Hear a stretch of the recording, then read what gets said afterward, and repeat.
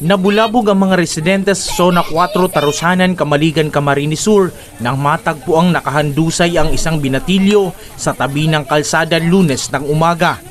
Agad nakilala ng mga kaanak si Vince Carl Francisco na nakatira sa tapat lamang ng kung saan siya natagpuan. Nakilala ang biktima na si Vince Carl Francisco Ibre Boneria, 17 years old ito, minor. Kwento ng tiyahin, huling nakita ang pamangkin linggo ng gabi kasama ang pinsan. Kambanggi nagtiino siya sa kuya. Alas 8 banggi. Nakasakay siya sa tricycle.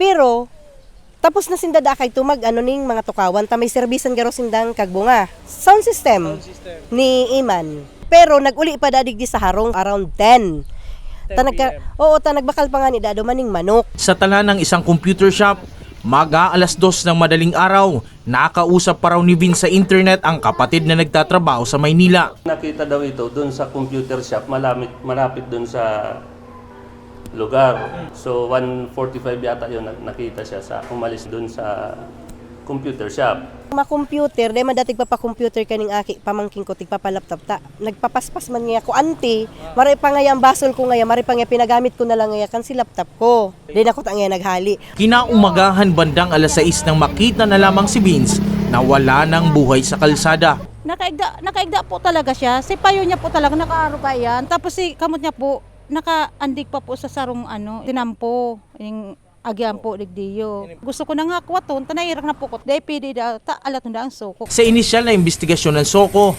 nakitaan si Vince ng ilang indikasyon ng pagkakakuryente dahil sa bahagyang sunog sa kanyang kamay at ilang paso sa braso.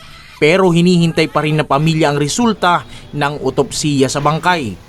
Miyembro ng isang fraternity si Vince, pero giit ng mga kaanak, may magandang naidulot ang grupo sa kanya. 2019 nang mamatay sa aksidente ang ama. Uuwi naman mula Singapore ang ina ni Vince, nagtatrabaho doon bilang OFW. Jan Amador, CSN.